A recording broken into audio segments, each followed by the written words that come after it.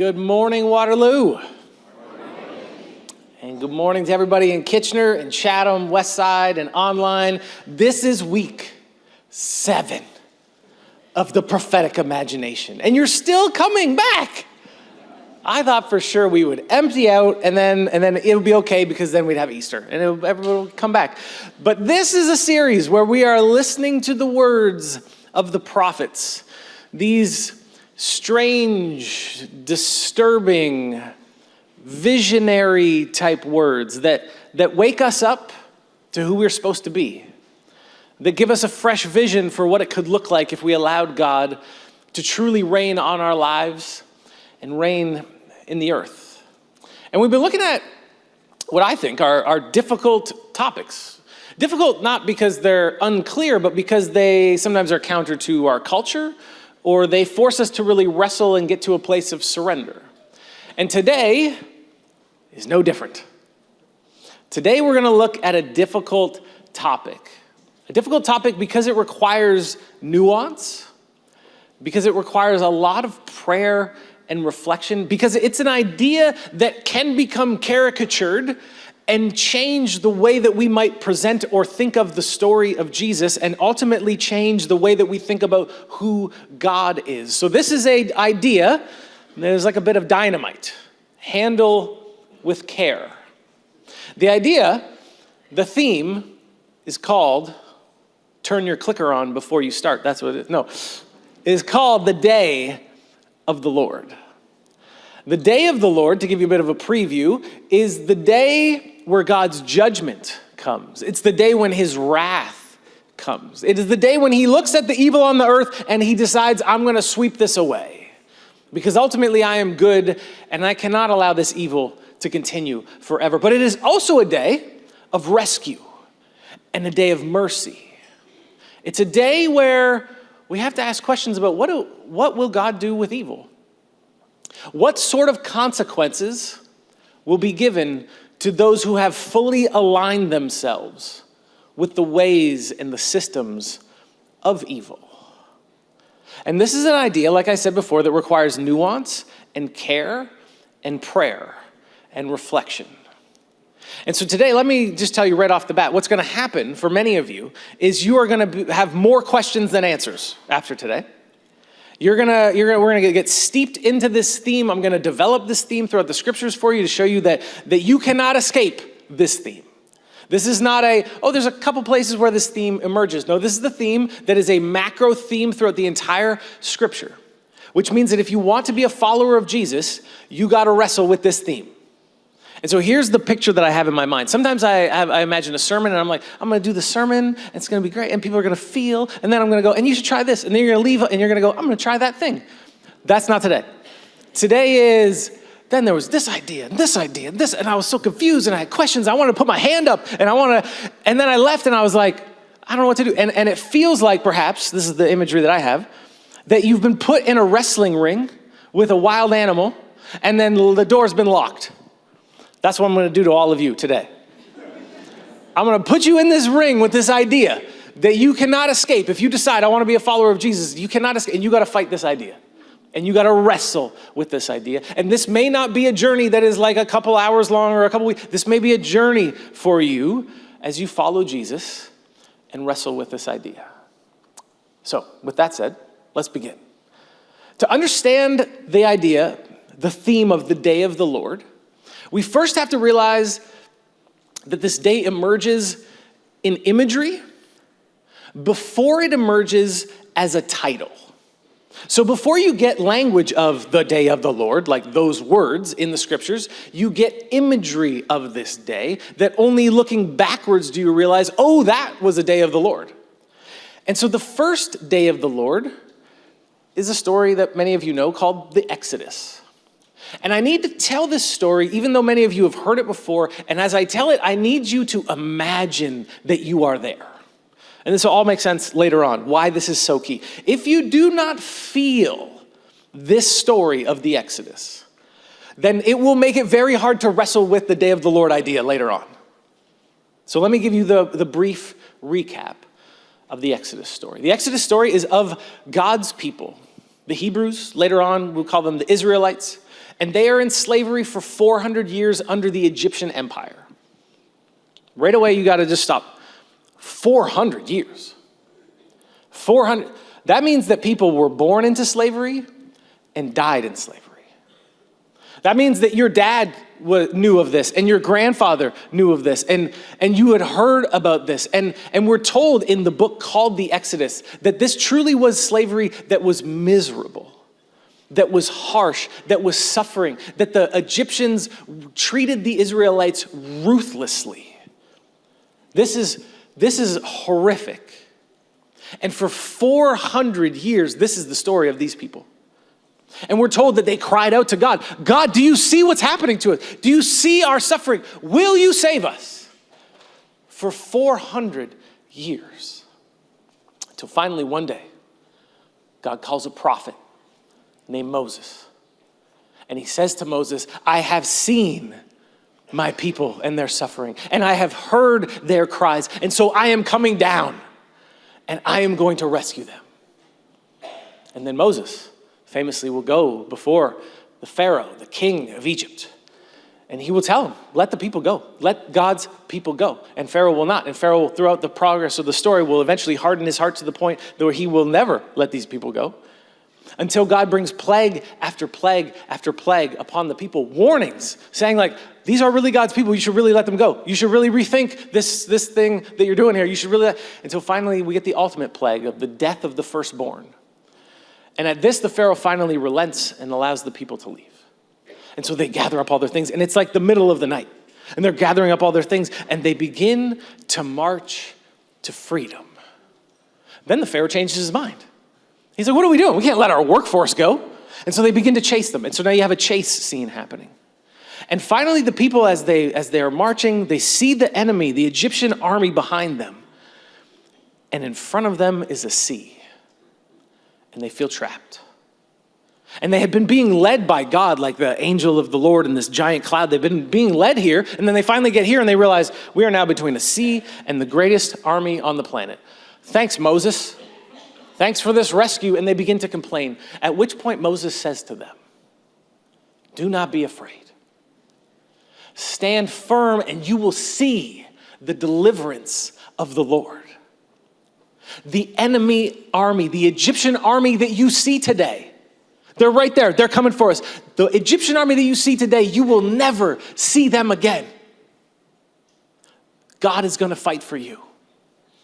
You need only to be still. And then the angel and the cloud that was in front of them goes behind them and blocks off the army. And then Moses goes out to the sea. And not like we depict in movies, which are horrible, that Moses goes, poof, and it's like, shh. But rather Moses, through prayer and by raising his hand, sees the sea slowly driven back all night long. And at like dawn, when it's still kind of dark, they walk across on dry land. And when they get to the other side, the Egyptian army comes into the sea, and God swallows up the army in the sea. Can you feel what those moments would have felt like? When Moses says to them, those people who have oppressed you for years, who have done this to your children, who have done this to your wives, who have done this to you, many of you bear the marks of their slavery on your body. Those people, you will never see them again. Can you feel what that would have felt like? And then to be on the other side of this sea and see them swallowed up in the waves. This is a good story. This is an amazing story. In fact, at the end of this part of the story in Exodus chapter 15, the people erupt into song. Like it's like singing and dancing. It's like, oh yeah, and they're like, God, our mighty God, our God with his never-ending, steadfast love for us has set us free. If you can't feel what it was like to stand over there and watch that happen, then you're going to struggle with the day of the Lord, because this is the first day of the Lord imagery that we get in the Bible. Day of the Lord imagery, two things: judgment and rescue. The Israelites experienced the rescue. The Egyptian army experienced the judgment. This is what it means when God acts in history. That God will ultimately triumph over his enemies. And this is an image of it.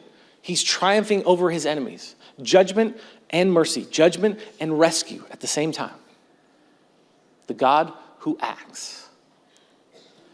Now, what's interesting about this is that if you were to have experienced that moment as an Israelite, that eventually you would become a nation. And throughout hundreds of years, they become their own kingdom. But as I said in the first week of this series, these people eventually create the kingdom of Israel that looks remarkably like the kingdom of Egypt. And so while they have this idea of like, God is for us, he's on our side, he's the one that rescued, like eventually a prophet named Amos will come to them. And this prophet Amos will speak to them, and if you were to take like a summary of his charges against the nation, they would look like this: that they've been oppressing the poor and the needy. They've been worshiping other gods. They have corrupt courts. Some of them live in luxury at others' expense. They ignore warnings. They have hypocritical religion, and they're full of pride. And Amos will bring these charges to them. And then Amos will be the first one who will give us the title, the Day of the Lord. Remember I said that we get imagery of it, and then we get it emerging as like finally like, it's almost like they're like, we've seen this happen before, we should have a name for it. What should we call it? We should call it the Day of the Lord.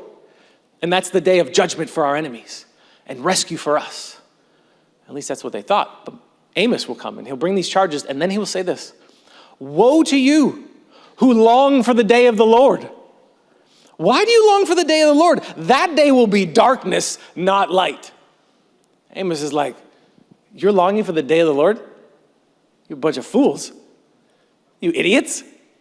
Why are you longing for this day of the Lord? And what he's doing is he's saying like, the day of the Lord is not going to be for you this time. This time this will be against you. You will be the people being judged. And then he gives this, what I think is humorous imagery. It will be as though a man fled from a lion only to meet a bear. As though he entered his house and rested his hand on the wall only to have a snake bite him. Running from a lion. Oh, there's a bear. Get inside your house. Close the door.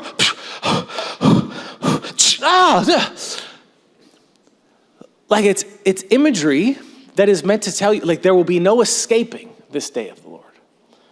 Now, what Amos is prophesying is what will literally be the Assyrian Empire coming and bringing the northern kingdoms, or the northern tribes, into exile.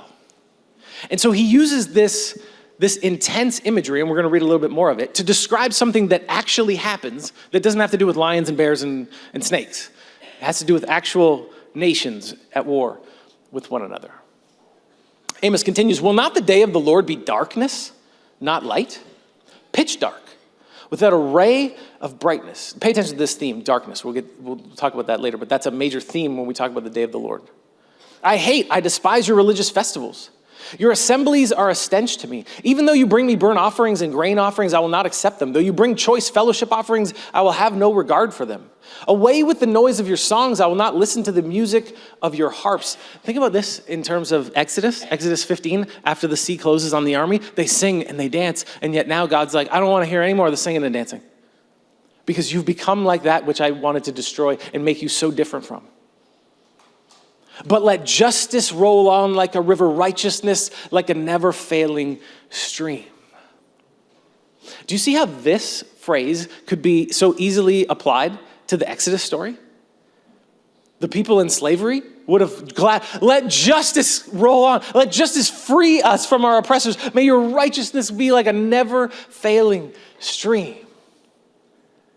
And yet now all of that imagery, all of those ideas have been turned back on them, and they are going to experience the day of the Lord, the day of his judgment, which would ultimately be rescue for those who were being oppressed by the kingdom called Israel. The day of the Lord, though, isn't just, and you probably already put this together, it's not like the day, like there's one day. It's a theme, and so we get it pictured in Exodus, and then we get Amos naming it as the exile of the northern kingdoms. And then we'll have other prophets speak of the exile of the southern kingdoms, which are brought into exile by the Babylonians. And so as an example, just to give you some more verses to work with here, Zephaniah will speak of this. He says, the great day of the Lord is near and coming quickly. The cry on the day of the Lord is bitter. The mighty warrior shouts his battle cry. That day will be a day of wrath, a day of distress and anguish, a day of trouble and ruin, a day of darkness and gloom, a day of clouds and blackness, a day of trumpet and battle cry against the fortified cities and against the corner towers. I will bring such distress on all people that they will grope about like those who are blind, because they have sinned against the Lord. Their blood will be poured out like dust, and their entrails like dung. Neither their silver nor their gold will be able to save them on the day of the Lord's wrath. In the fire of his jealousy, the whole earth will be consumed, for he will make a sudden end of all who live on the earth. Now, when you read the word wrath, which is in this passage a couple times, don't think of like God throwing some sort of giant temper tantrum. This is God judging evil and sweeping it away. This is many times God saying, like, there are consequences to the evil that you've been perpetrating, and those consequences are coming for you. And those consequences look like Assyria and Babylon. And then you get this extremely like hyperbolic language, right? Like the whole earth will be consumed. Well, the whole earth wasn't consumed literally, but this is how the prophets speak. They use this hyperbolic, cosmic, metaphorical language to convey what it's going to feel like. If you lived in Jerusalem and the Babylonians came and destroyed it and tore down your temple and dragged you away, it would like you would have no words for that other than it's like the whole earth is being consumed. The prophets speak of this, and when you think of Day of the Lord as a theme, there's certain language that goes with Day of the Lord imagery. Isaiah will speak of another Day of the Lord. He'll speak of the day when the Babylonians who took the Israelites into captivity, when they will experience God's judgment. And he will speak of it like this. He'll say, see, the day of the Lord is coming. It's a cruel day with wrath and fierce anger, to make the land desolate and destroy the sinners within it. The stars of heaven and their constellations will not show their light. The rising sun will be darkened and the moon will not give its light. He's speaking about God's judgment on Babylon. And then Jesus will very seemingly take this same word structure, these same images, and he will speak of another day of the Lord, the day when the temple will be destroyed again in 70 AD. And it's interesting that Jesus takes this language because he takes language that would have been like, remember the day of the Lord on our enemies, Babylon? And again, Jesus brings it back and he goes, yeah, you've kind of become just like them. Just like Israel became like Egypt, you have now become like Babylon. And so let me give you the same day of the Lord language that was brought to Babylon, and I'll bring it to you. And this is part of why Jesus was so offensive and why people eventually put it all together and were like, we got to kill this guy. He's saying we're like Babylon? Are you kidding me? Jesus in Matthew 24 uses this language. Immediately after the distress of those days, the sun will be darkened, and the moon will not give its light. And the stars will fall from the sky and the heavenly bodies will be shaken. Again, day of the Lord language is cosmic. None of these things actually happened. When the temple was destroyed, stars didn't fall from the sky. But this is the language of the prophets. And this is Jesus tapping into his prophetic side using this sort of language. This is intense stuff. Remember that wrestling ring image? Many of you, I can feel that you are in the ring now. You're in the ring. And you're like, okay, yes, this is difficult. There are questions that I have now about, okay, what am I supposed to imagine when I think of God? What do I do with this judgment? Where certain people will be handed over to the consequences of their decision to partner with evil and sin. These are challenging ideas. And so let me turn it up even one more click. Ultimately, this Day of the Lord theme will get picked up in the New Testament. And there will be talk of the ultimate day of the Lord. The day of the return of Jesus, which will be the day when God finally gets rid of evil for good. When he finally destroys what he has already defeated in Jesus. And when you hear them talk about this, and maybe you've heard of this idea, the return of Jesus and the judgment of the world, it's intense. And it would seem to be something that we should dread. And yet Christians long for it. We look forward to it. How does that happen? How do we get to that jump? Well, it's because I skipped over another day of the Lord. The day of the Lord known as the cross of Jesus. And the cross is described by all four gospel writers with the same imagery as the day of the Lord. They describe it, and if you're a good student of the Hebrew Bible, you would know, like, oh, I get what's going on here. The cross is like a day of the Lord, and Jesus will speak of his own cross as a type of the day of the Lord. Listen to just this one verse. Now, there's two verses. Now is the time for judgment. This is Jesus speaking about the cross that he's about to go to. And he says, this is the time for judgment on this world. Now the prince of this world will be driven out. And I, when I am lifted up from the earth, will draw all people to myself. Do you see the two day of the Lord themes here? What's he saying?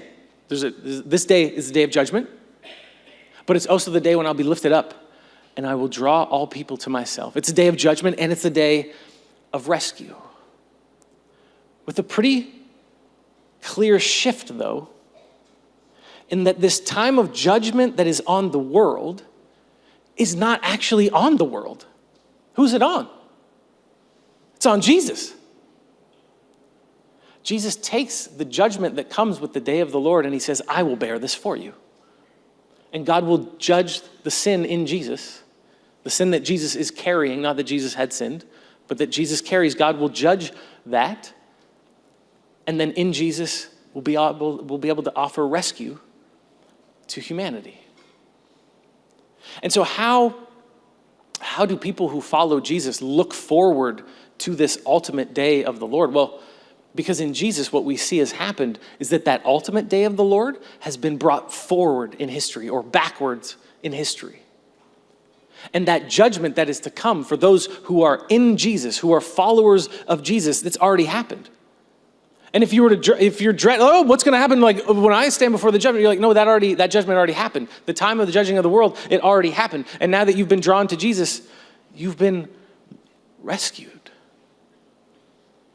The gospel writers talk about the death of Jesus as a day of the Lord type imagery. You're probably familiar with this as well. That what happens when Jesus is on the cross and he's dying and he dies? What happens? It all goes dark.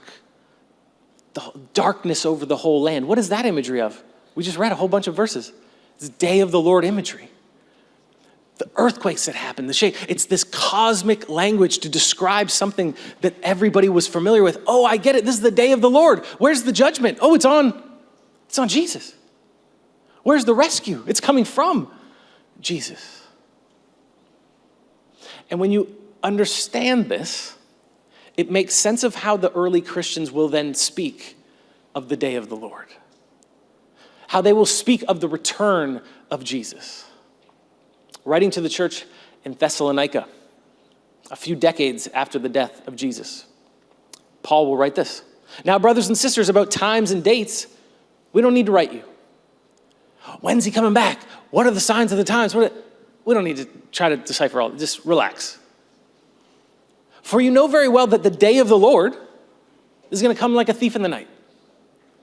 It's going to come like you're asleep and someone breaks it. It's going to be like that. So there's no like figuring out when it is, but it's going to just come upon you like that. And so while people are saying peace and safety, which is language of the Roman Empire, the Pax Romana, peace, the peace of Rome be with you, the peace of Rome be with you, the peace. While people are going around saying like, isn't it great to be a part of the Roman Empire? Isn't everything great? While that's happening, destruction will come on them suddenly as labor pains on a pregnant woman, and they will not escape. Is Paul talking about the fall of Rome here? Or is he talking about the return of Jesus? Or is he talking about both? Because some people reading this letter would see the fall of Rome, and they would also have deep in their hearts the hope for the return of Jesus. Skipping down just a few verses, he'll say this to them. But since we belong to the day, to the light, let us be sober. Let's put on our faith, put on our love, put on our hope of salvation as a helmet. For God did not appoint us to suffer wrath, but to receive salvation through our Lord Jesus Christ. Wrath and rescue, wrath and salvation. The day of the Lord at the cross has already happened. And so for those attached to Jesus, we're not appointed to suffer wrath, but to receive his salvation. He died for us so that whether we are awake or asleep, we may live together with him. Therefore, encourage one another and build each other up, just as in fact you have been doing. For the early Christians, the day of the Lord, the coming of Jesus, was something to look forward to.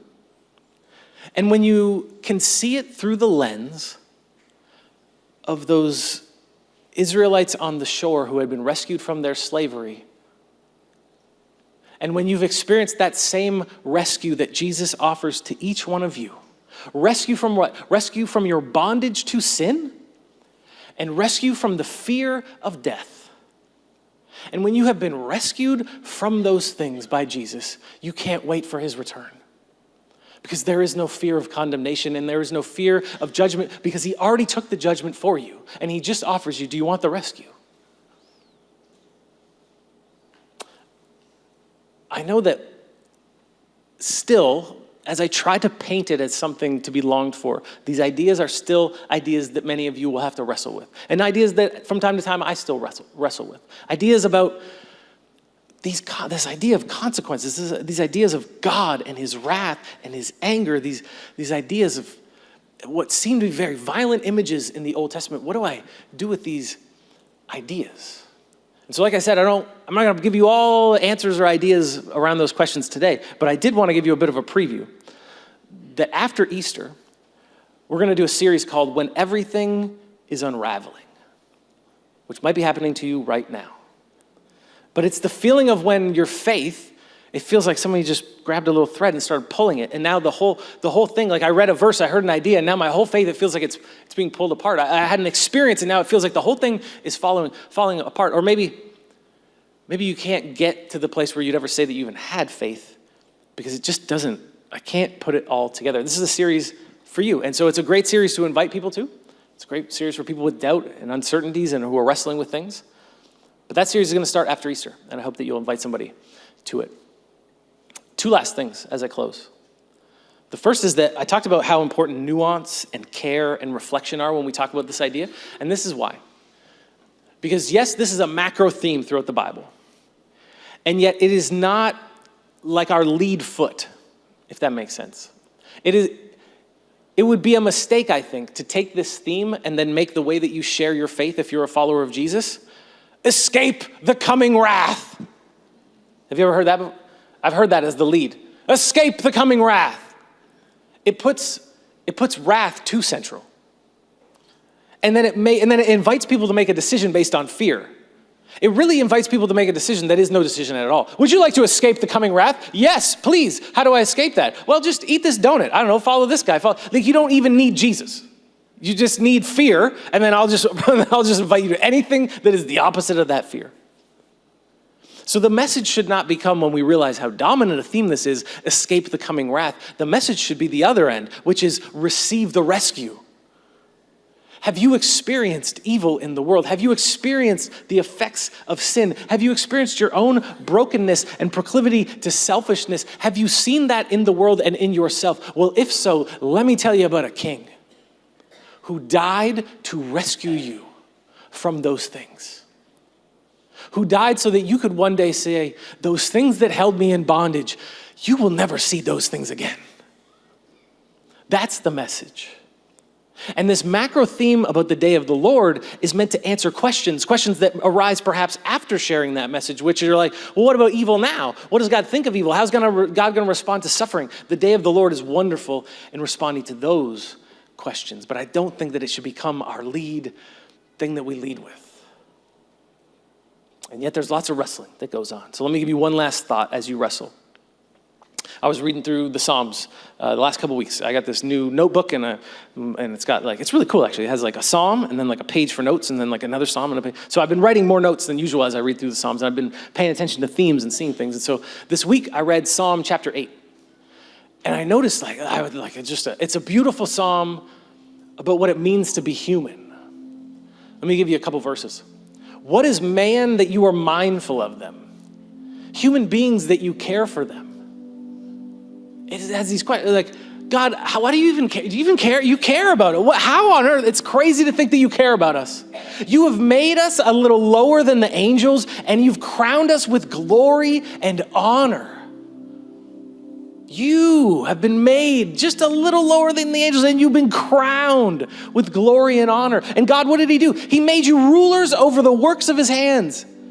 He put everything under your feet. He made all of this, and then he said, it's for you, because I love you so much, because I care for you. It's for you to have dominion. What things? All the flocks and the herds and the animals of the wild, the birds in the sky and the fish of the sea, and all that swim on the paths of the sea. Lord, you are so majestic. So majestic is your name in all the earth. You read Psalm 8, and you're like, what it means to be human. And the love that God has for us and the purpose that he has placed within us to be his image bearers and to rule over creation. And you can get this sort of like, and sometimes when we're wrestling with ideas like judgment and wrath, we need a reminder of this. But other times, if we maybe get a little too high, we need to flip to Psalm 9. Psalm 9 talks about a God who is a God of justice, who is a God who, when he sees evil, will not allow that evil to go on forever. And Psalm 9 ends like this. The wicked will return to the place of the dead, Sheol. All the nations who forget God. For the needy will not always be forgotten. The slaves will not always be forgotten. The oppressed will not always be forgotten, nor the hope of the afflicted perish forever. Arise, Lord. Do not let mankind prevail. Let the nations be judged before you. Put them in fear, Lord. Let the nations know that they are merely human. These two Psalms, maybe if you're wrestling with this idea, you just need to read both of those Psalms every day, back to back. And when it feels like the ideas of like wrath and the God of judgment, it feels like they're winning and they're defeating and they're robbing you of the greater story, then you need to read Psalm 8 and be reminded you are crowned and you have this amazing purpose. And then at other times when you're a little bit too high, you need to be told, you remember you were merely human. When you start to get these ideas and you put them in a box and maybe you're like, we'll just ignore those verses and we got God in a nice tidy box. You need to read Psalm 9 and be reminded, no, there's mystery still. And there will be an ultimate surrender to, God, I just trust that you are good. And some of these things will never make sense to me in my mind. But I still submit that you are good and I'll trust you in these things because I am merely human. Let's pray before we go. God, would you allow these ideas to drive us closer to you? Drive us to chase after your heart and to understand what it means, all the dimensions of what it means that you are a God of love. Help us to imagine what it was like for those Israelites to be freed. And to take that and to realize what it means to be freed by the cross of Jesus from true enemies, the root enemies of humanity, sin and death. God, would you stir us to share these things with the people around us so that they too may join in the celebration and looking forward to your appearance, your second coming, where the whole world will bow and dance as you get rid of evil once and for all. Jesus, we love you. Help us to be your church. We pray these things to God, our Father in heaven. Amen.